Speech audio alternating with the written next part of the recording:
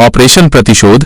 Operation सिंदूर की सफलता ने इस्लामाबाद में खलबली मचा दी थी। खुफिया एजेंसियों की रिपोर्टों ने हुक्मरानों की रातों की नींद उड़ा दी थी। गुरुवार की रात पाकिस्तान ने अपनी बौखलाहट का परिचय देते हुए भारत के कई शहरों पर ड्रोन हमले करने की हिमाकत की। उनके नापाक इरादे दिल्ली, मुंबई और श्रीनगर जैसे महत्वपूर्ण केंद्रों को निशाना बनाने के थे, लेकिन भारत की वायु रक्षा प्रणाली पूरी तरह से मुस्तैद थी। जैसे ही पाकिस्तानी ड्रोन भारतीय हवाई क्षेत्र में घुसे, उन्हें तुरंत ट्रैक कर लिया गया। पलक झपकते ही भारतीय वायुसेना के लड़ाकू विमान आसमान में गरजे और दुश्मन के ड्रोन को मार गिराया। पाकिस्तान का ये कायराना हमला पूरी तरह से विफल रहा।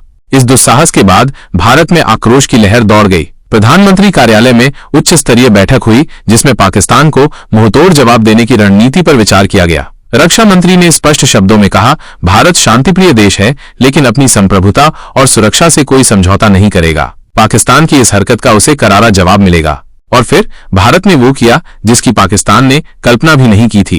शुक्रवार की सुबह भारतीय सेना ने पश्चिमी सीमा पर एक साथ कई मोर्चों पर जवाबी कार्रवाई शुरू कर दी। तोपों की दहाड़ और लड़ाकू विमानों की गर्जना से सीमावर्ती इलाका थर्रा उठा। भारतीय सेना के अचूक निशाने ने पाकिस्तान के सीमावर्ती सैन्य ठिकानों को धूल में मिला दिया। सिर्फ सीमा पर ही नहीं, भारत ने पाकिस्तान के अंदरूनी इलाकों में भी रणनीतिक हमले किए। भारतीय वायुसेना के बम वर्षक विमानों ने पाकिस्तान के प्रमुख शहरों इस्लामाबाद, लाहौर और कराची में स्थित आतंकी प्रशिक्षण शिविरों और सैन्य प्रतिष्ठानों को निशाना बनाया। आसमान से बरसते गोलों ने दुश्मन के हौसले पस्त कर दिए।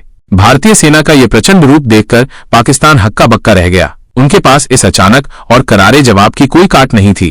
अंतर्राष्ट्रीय स्तर पर भी पाकिस्तान अलग थलग पड़ गया, क्योंकि उसके द्वारा शुरू की गई इस नापाक हरकत की हर तरफ निंदा हुई। ऑपरेशन प्रतिशोध, जैसा कि इस जवाबी कार्रवाई को नाम दिया गया, पाकिस्तान के लिए एक सबक था जिसे वो शायद कभी नहीं भूल पाएगा। भारत ने स्पष्ट कर दिया था कि उसकी शांति को कमजोरी समझने की भूल कोई भी देश न करे। यह भारत का करारा जवाब था जो पाकिस्तान की आने वाली पीढ़ियों को भी याद रहेगा।